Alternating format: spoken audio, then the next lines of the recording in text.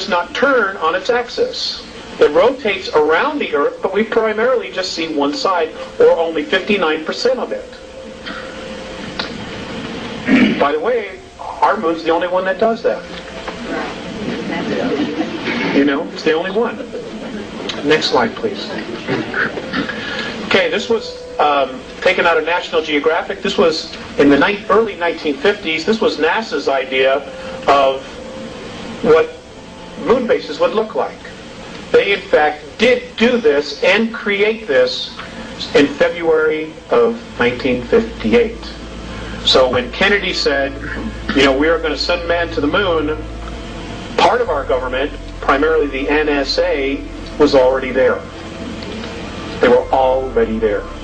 Now, folks, you don't hear much about the Russian space program, but let me tell you something. They are a major player, and they are also here. And they don't work for us, neither does the NSA. They work for international bankers who are the new priesthoods for extraterrestrials. And we're going to cover that. Next slide, please. Okay. According to the Andromedans, there were primarily 9 huge domed cities on the moon, the front and the back. They housed up to 5 million extraterrestrials at one time. There was water, there was vegetation, there was everything they needed. Okay, and these covered hundreds of miles.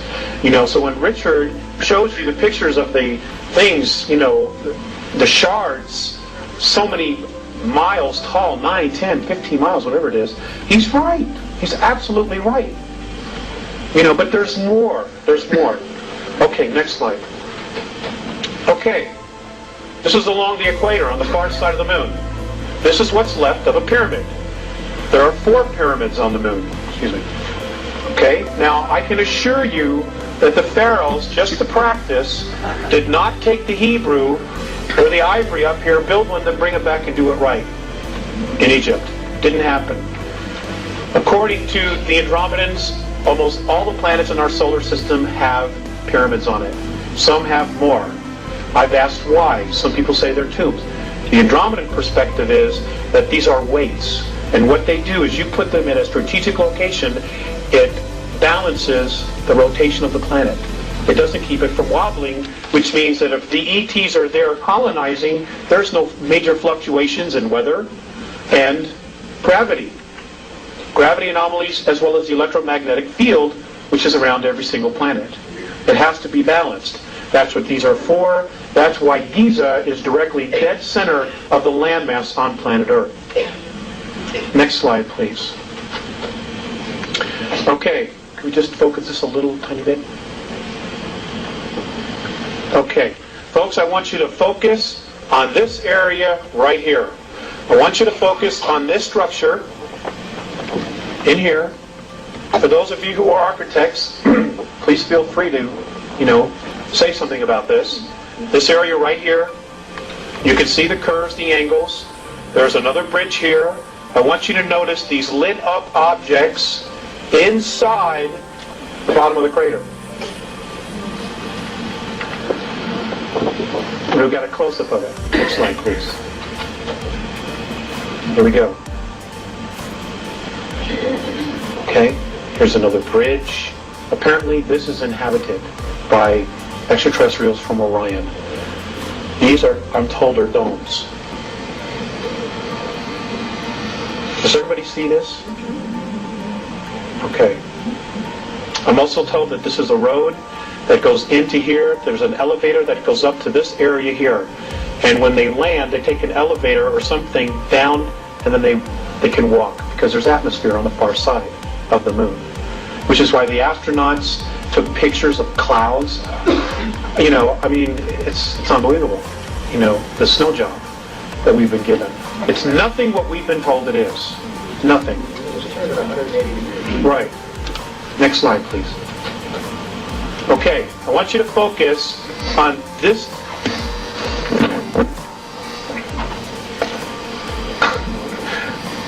Let me just turn off one. I want you to focus on this area right here. Now, I realize this might be difficult, but I do have a close-up. This is a crater, and there is a structure that comes across it. you can see the sun coming through this way.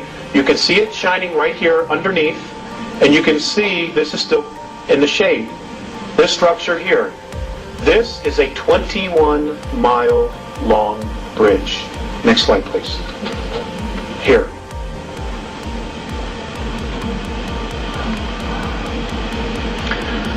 I'm always updating. I'm always trying to get clearer pictures. This is 21 miles. Now you may not see it. You may have to adjust your eyes. I know this isn't easy, but this is it right here. Okay, you can see the sun shining through here. Now we didn't build this. And how is it that our astronauts missed this? 21 miles. That's from here to almost to Boulder. Next slide. Okay. Look at this. Just sitting there apart. This was taken by the Lunar Orbiter in 1966. Next slide. Now, isn't it interesting that we're told that the craters were created by meteorite impact, or incessant meteorite bombardment. I just love that. Okay? And yet, you have full-fledged mountains in the dead center of these craters. Many of them are even higher than the crater walls. Folks, that's just not possible. It is not possible. You have craters that are 30 to 40 miles in diameter. The deepest one is only 7,000 feet. That is also an absolute impossibility. Richard talks about his dome structures, okay, that had some kind of a glass on it. Right here. I believe, and I'm told that this is what's left of one of Richard's domes, that he has a picture of them, with the long shards and the pieces hanging off. This is what's left of it. As you can see, there's a shiny spot of the glass tickered in, but that's what this is right here. This apparently also was a domed city, but it was destroyed by particle beam weapons between what we now know as the Orion group and a group from the Pleiades. This happened approximately 9,600 years ago. Full-out war here. Next slide, please. Okay, I want you to just check out this area here. All these structures, look at these. Apparently these are hangars. This is a complex that is inhabited by human beings from Earth. Also want you to look at this object. I'm trying to get a better picture of what this large structure is. But what's really interesting about this area here and this is look at nice how sharp this crater is. The corners here. Very nice and sharp. Here. Very nice and sharp.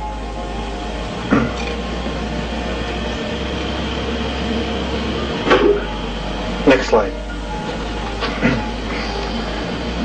This is, I just wanted to show you this structure here. This is absolutely not supposed to be there, and apparently it is the ruins of a ship that was destroyed 9,600 years ago. Next slide. Piece of shard.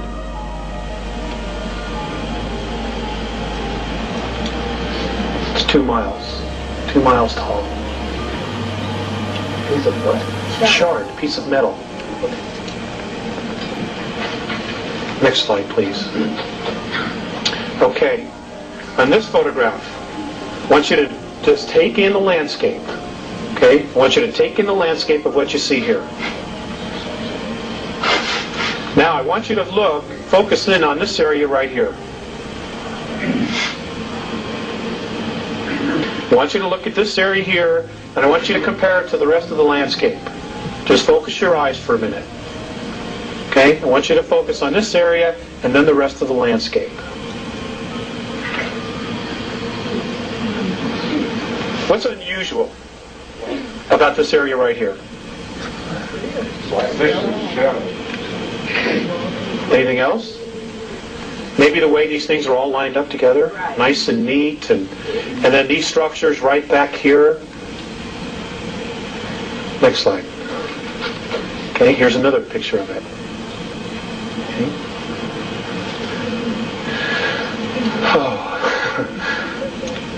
that a monument there, that dark shadow? This here? No, that's an arrow. That's my arrow. Okay. This area here, I have been told by the Sayers and Mornay both, is a base that was built by the United States, the Russians, and the British with the help of bankers, using technology that was given to this elite, this ruling family, by the Greys in 1954. They've been up here a long time, and this is actually considered a resort. This is not Club Med.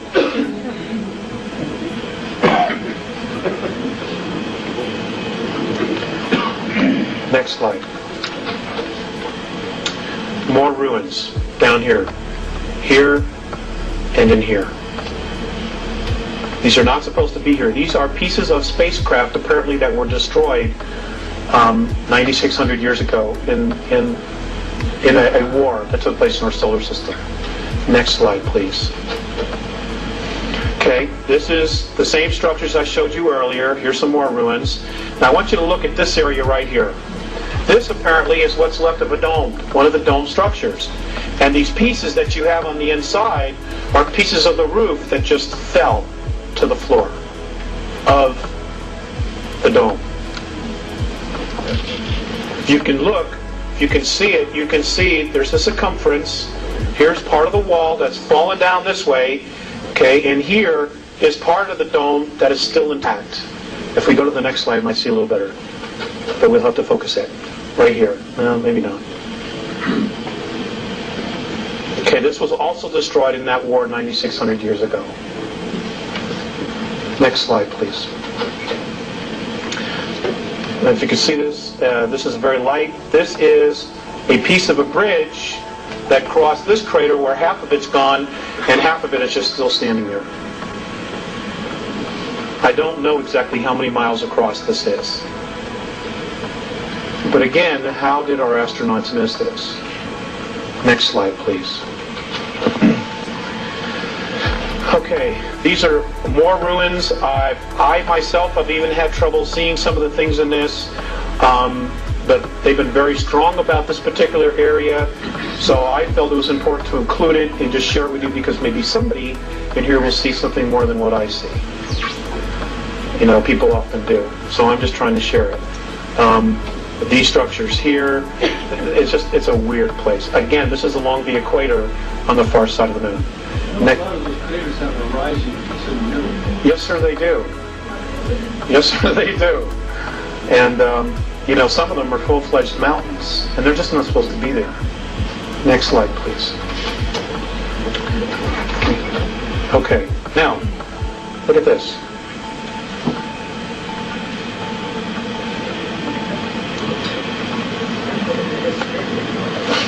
Okay. Is that the best we can focus on? Okay, I think so. This area here apparently is a domed complex inside this crater, and I'm told that the world government picked this area because there's water underneath it. These are domes. These are a series of domes that are lit up from the inside. Is that square thing a pyramid? Which thing? This? This here? I don't know exactly what that is. It's not discernible in the pictures.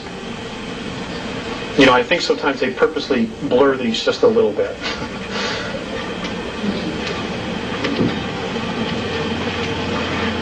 Next slide, please.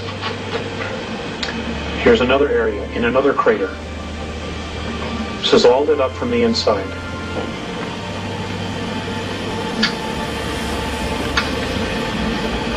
Next slide. The structure here. This piece, this thing here, this length of object, whatever it is 13 miles. And it's just sticking up outside, out of the crater. Next slide, please. Okay. Now, I want you to look at this area right here. Everybody see this area? Is that a yes? Okay. How many of you have been to the Sears Tower in Chicago? You ever been to the top? It's about a mile high, right? That's what they say. It's about a mile high. Next slide. Here it is again. Now, I want you to know these photographs were taken from this particular photograph was taken by the lunar orbiter at 86,000 feet. Okay? According to Morane, this is 7 miles high. And it's a monument to one of the old ETs. Next slide. Here's a close-up of it. Looks like a lizard. Your suspicions are pretty accurate. Back up just one more time. Okay. Now let's look. Now just look at the rest of the terrain here.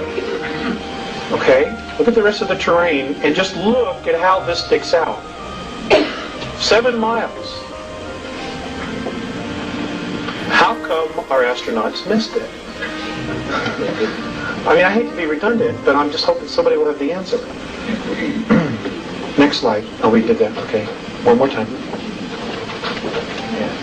Okay. This particular area, I'm told, is now being reactivated. They say, Morane Facades have said that all of this are ruins and that there are underground facilities all through this area. And I just wanted to share it with you because they're very strong about this particular area.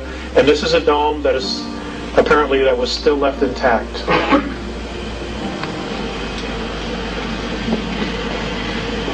Next slide. Square craters. Now I've asked Morane specifically, and he said there's no such thing as a square meteor. So, just one of them weird things. Next slide, please. Okay, craft sitting here, hanging over a crater. Next slide. These are all taken by the lunar orbiter. Weird crossed objects sitting in the middle of craters, dead center. Next slide. This was the photographer. Let's go one more slide. Okay, back up. Thank you. Okay. Ladies and gentlemen, somebody else, I think George Leonard wrote this, somebody else is on the moon. George Leonard, yeah. George Leonard. Somebody else is absolutely living on the moon. I am told that there are 35,000 full-time human beings from Earth living on the moon. And they are Aryans by birth. Now, let me just say that one more time. They are Aryans. Now, let me just say that one more time. They are Aryans by birth.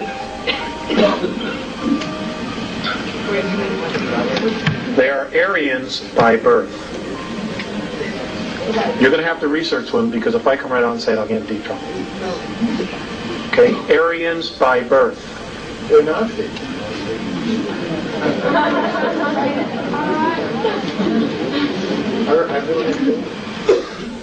They're also there with extraterrestrials. Between the moon and our Earth, there are 18,000 grays here. There are only apparently 2,000 real grays left. All the rest are clones. They're robots. They're organic robots. And microprocessors are grown in their head.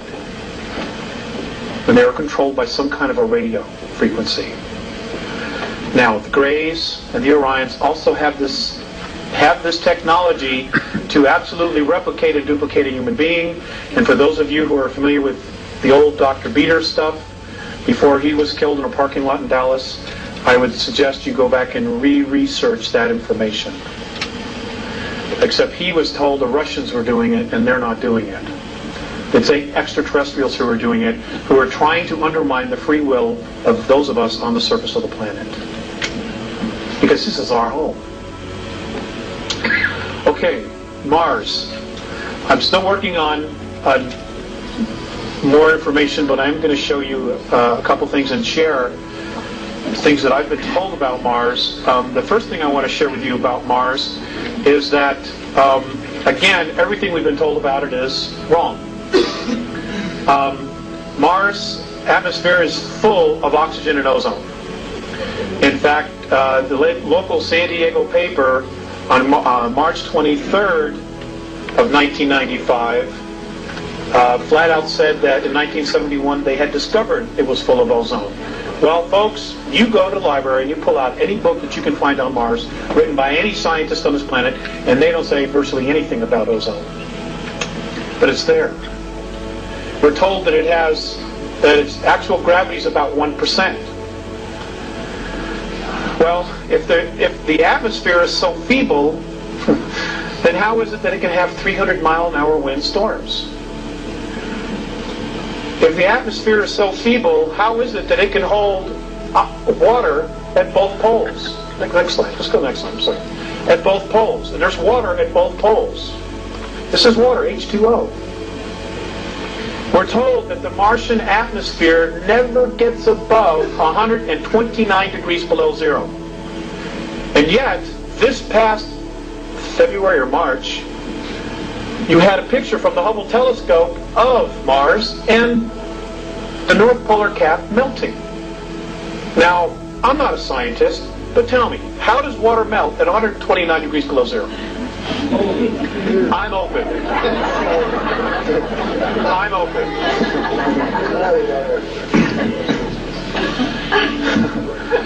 Okay, apparently Mars has been inhabited off and on as a base, as a small colony, as a staging point for extraterrestrials who are exploring and leaving our galaxy to go to another for 3.8 billion years. The ruins that Richard shows and other people, they're tombs. This is what I'm told, that they're tombs. And that there's far more there than's being shown. Most of it's been buried. Because during a war previous 69 million years ago, Mars was almost exactly like Earth. In fact, Mornay has said that many of the animal life that was on Mars is on Earth. That when we get there, when we as a race get there, publicly get there, we will find that there were dinosaurs. Many of the exact same animals and mammals and reptiles were on both our worlds. And that Mars had a totally different orbit. It was literally pulled from its orbit, and as it was pulled from its orbit by 19 million miles, it rolled like a ball 3 times. And the water that was here just moved everything. And that it's been reactivated. It was reactivated in 1989. Now, I did a lecture in Dallas, and I've been talking about this information for several years now. And I was told that in 1989, Orion troops landed on Mars and took over colonies that were settled, created there by Terrans, us, by human beings from Earth. They came in and just took it over. Now, this gentleman who approached me, and I'm just sharing this with you, said that his best friend's brother worked for Central Intelligence and was a director of NASA and resigned in 1991. He said that his brother told him that the meetings on Malta, on the ship, just off the coast of Malta between Gorbachev and Bush, were about what was going on Mars and that they were scared to death. Now, folks, I got to share this with you. The beings that are here from Orion, they're into control. They're into control. There is no such thing as self-rule in the Orion Empire. There is a hierarchy. Now, if you look at our planet, if you really look at what's going on our planet right now, there's only one nation that truly cherishes self-rule and actually has real experience in self-rule. That's the U.S.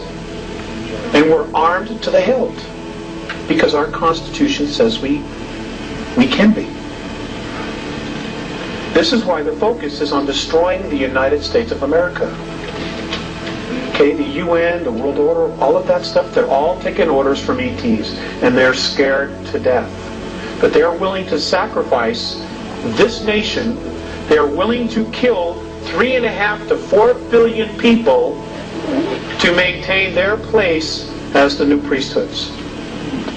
This is Sumeria. This is Egypt all over again, but on a much grander scale. Because now you've got 6 billion people living here. If the people of this nation surrender the Bill of Rights by 1998, folks, you will no longer have the United States of America. That's a guarantee. That's a guarantee. This is the reason the Andromedans are coming back.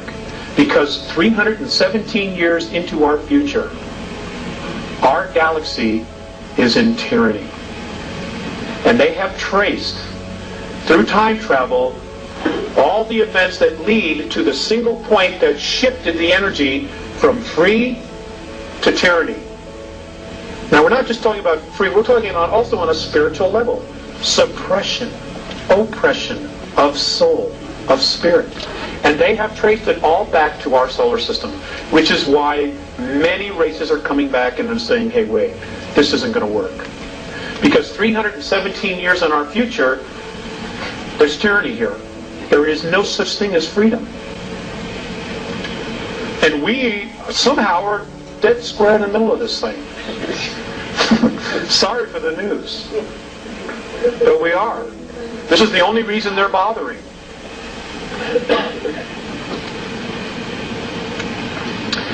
Next slide. Save your questions, please. Write them down, okay? You all know about the face, or most of you I'm sure do. There is a lot more in this area that needs to be explored. Those of you who are researchers, please get pictures of not the face, but go north, where the mountains are. Okay? There are ruins everywhere. There are domes collapsed on top of themselves. In fact, there's one that's still there that looks like Texas Stadium in Dallas, with the opening in the middle. It's there. It's there. Next slide. I just put this in because everybody's interested in the physics. I'm not a physics person. But it is important because it all matches up. You know, there are symbols in all of this. In fact, I want to share with you about crop circles. I've asked a lot of questions about crop circles, and I'm told that there are 2 groups leaving crop circles. There's the Andromedan Council, which is made up of 139 different races, which is putting encoded information into the Earth to help stabilize it from Earth calamities. They're trying to buy us time. And many of the other crop circles that are being left by Orion. Now, where are they coming from? They're coming from Hale-Bopp. Hale-Bopp. Hale-Bopp is not a comet. Which are ships are going to move out of the tail and move into an orbit around Mercury. And this is in February, March of 97, and they're going to tell us they're here for sure. That'll be the latest. The highest probabilities is that by the end of November of this year, after Spielberg's movie about Roswell is released, they're going to start telling you that they're coming, that they picked up signals. And the truth is they picked up signals back in 1960, you know. And in fact, they were already on the moon in 1960 with extraterrestrial help. So, I mean, the whole thing is a conspiracy within a conspiracy within a conspiracy, and it is all to keep us fat, dumb, and stupid. Not to spook the herd, as a friend of mine said. Because they fear us. They fear us. Because if we stand together and we ask for benevolent help, folks, it's going to be there. In fact, I've been told that the Andromeda Council has already decided to directly intervene, but I don't know what that is. I can tell you this, that the Pleiadians are at full-fledged war with the Greys outside our solar system. They're dying on both sides. This is going on, and the Hubble telescope sees it, and there are 2 Hubble telescopes, not 1. The Russians sent one up. But you're not being told about that. Next slide, please. Olympus Mons, 15 miles high. 1979, NASA admitted that they saw water vapor and ice clouds going over it. That's 90,000 feet. Okay, that's higher than the clouds on our planet. Now we're told that the circumference of Mars is 4,200 feet. The Andromedans say, wrong. They say it's 11,230 miles. It's 3 times the size we're being told it is. The Andromedans also say that if you look at the planets in your solar system and you look at the brightness of those planets, that is proof that we live in a binary star system. They say we have two suns. But because of the rotation and the position of our planet, we never see the sister. But if you're on Venus, Mercury, or the others, you would see it.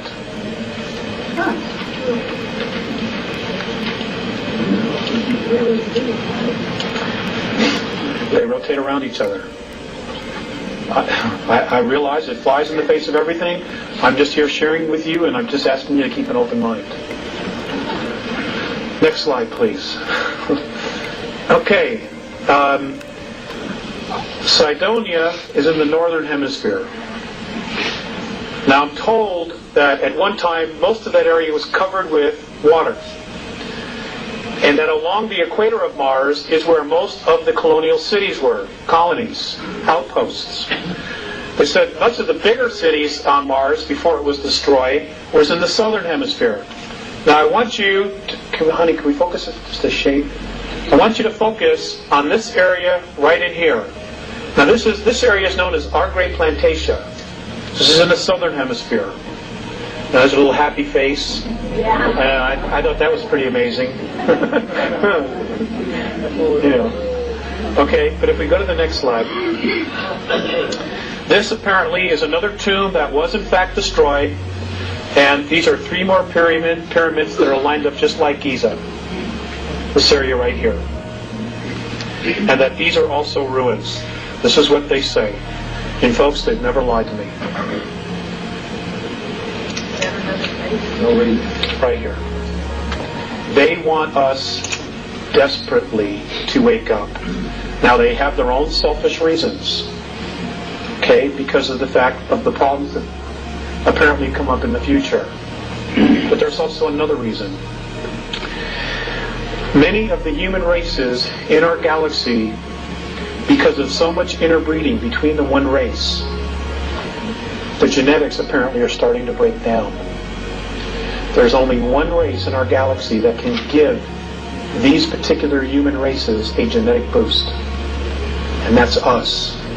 But they can't use our genetics. They can't even approach us because of the vibration we all move at, which is fear and anger. They say, well, we're not taking advantage of others, we're taking advantage of ourselves.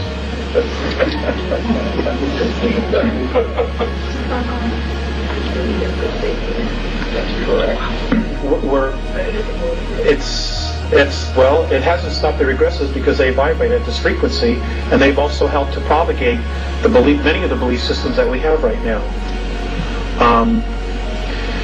We have real problems because this is all coming to a head by the year 2000. They're going to be here in 97, and official protocol ships from Orion are going to be here.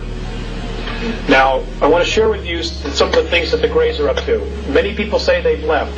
I'm sorry to disappoint you, but apparently they're still here, and they have no intentions of leaving because they need us. They are desperately trying to save their race by using our genetics, but it isn't working. They can create the form, but they can't put soul in the body. That's a gift. Now, here's what they're doing. This is what I'm told they're doing. I'm told that many of the abductions that are occurring now, that the vital body, the aura of the people being abducted, which is primarily the females in a family, and it's usually the first and second daughter and the mother, what they are doing is they are peeling off the vital body, the closest part to the energy field, and they are storing it and they are feeding it to the hybrids that have that mother's genetics in it. And apparently they're doing this to keep them alive. And they're also apparently trying to create soul. They think by stealing your aura, the vital body, in your energy field, and giving it to another, that it will create soul. You need to be aware of this. Okay, this is why a lot of folks who are weird things are happening, they're getting real sick and run down, is because your vital life force is being stripped from you. And folks, there is a violation of free will, big time going on here. You know, there are a lot of lines in metaphysics. And one of them says that you create your own reality. Well, that's true. But there is a violation of free will. And we are being violated big time. And our race has been for the last 5,400 years. Big time. I'm dealing with the race we know ourselves now as Homo sapiens sapien. I don't know, is there another slide? Phobos. Phobos is an artificial moon. This is where the majority of the 2,000 real graves that are left are hiding out, is on Phobos. And when you look at pictures of Phobos, when you go through your magazines or you go through, the astronomy magazines, I'm told that you should, I've been asked to share with you the idea that you should look very carefully about the inside of craters. That many of the openings that lead into this are inside the craters, that the bottoms open up and the ships come in and the ships come out. Okay? Now, Phobos is a major anomaly because it goes counterclockwise to everything else in our solar system. It rotates counterclockwise to everything else. Let's see, there's one more. Okay, this is the North Pole of Jupiter. This is a photograph taken by the Voyager. The Galileo. Does anybody care to tell me what that might be?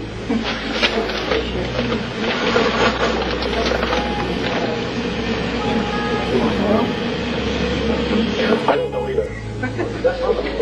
Yes, that's the North Pole. When it went over, it photographed this sitting there.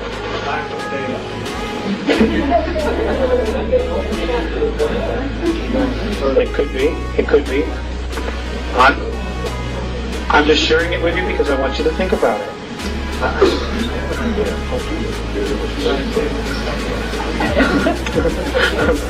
think it's a satellite. Alien satellite that they caught on top. That satellite's analyzing the surface. That's a very good answer. I know it is.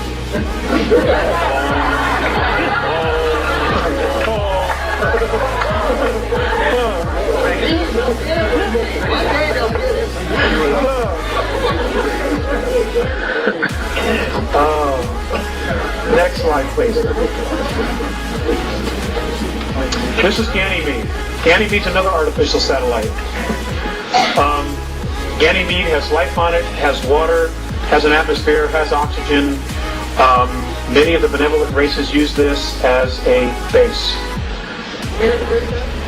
This is Ganymede. Has an atmosphere, has oxygen. Many of the benevolent races use this as a base. This is Ganymede. I'm sorry? That's Jupiter. It's one of the moons of Jupiter. Now, if you look carefully at the satellite we just sent up there, and you look at the rotation of what it's focusing on, the moons that it's focusing on will tell you an awful lot about what it is that they're looking for. They do nothing without a reason. And let's see, is this it? Okay.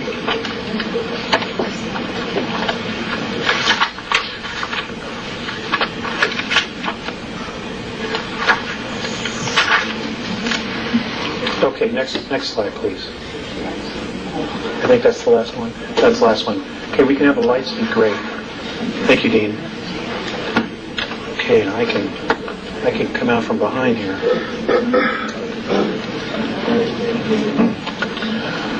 Okay, I want to share this with you. This last thing. I was told that March 23rd, 1994, that 19 suns pole shifted in our galaxy, and that many are pole shifting all the time. At exactly the same moment that the suns in our galaxy pole shifted, a color and sound frequency started emanating from all the black holes in the known universe. Now, apparently what this sound and color frequency is doing, it is literally creating a holographic density above all others. And on a numerical level, it would be, on our level, it would be considered the 12th. The Andromedans say that there are 11 creational densities in our universe. This is now adding a 12th. And that what it's doing is that it is literally lifting all the dimensions up. 11 is going to 12, 10 to 11, etc. Now they say that all indications are that by December 3rd, in our linear time of the year 2013, third density as we know it will cease to exist. It is now presently imploding on itself as it is being raised to a higher vibration. And that those of us who stick around and go for the ride will be moving through fourth into fifth density. Just like that. And that we will start to see very clear indications of this around the year 2007. Now, apparently the Andromedan Council, which is a group of 139 planetary systems, and I can't tell you exactly how many races because I don't know, has made a decision and has told all of the extraterrestrial influences in our solar system, both benevolent and non-benevolent, and those who are in the middle, to be out of this solar system no later than August 12, 2003. I don't know how they're going to back it up, but apparently they've decided they're going to. So they want them all out of here. Now, if this happens, and they do leave, you're going to see incredible things. If they do not, I have been told to tell you this, that there's a very high probability that we will wake up one morning or go outside one night and the moon will not be there. It will be towed towards Jupiter. And they will deal with the energies that are there out there. Because if they have to go to battle and the moon gets destroyed, it will destroy most of the Earth because, pieces of it will come here. Plus, it has an energy source inside of itself. Okay, it's a spacecraft. So this is another possibility, and I talked about the tides. I mentioned the tides, and more, and they said, "Hey, that's no big deal. We just get you another one." Apparently, it's no big deal. Planetary science is no big deal when you're at that level of technology. Yes, ma'am. I noticed that the moon has moved closer to Earth. What do they say about that? About 2 years ago? Apparently, it's moving closer all the time. The Andromedans say that it's moving 9 inches closer to us, and we're not being told about anything about it. They also have said that Mars is also moving closer to us as well. That it's moving closer? I don't know what it is.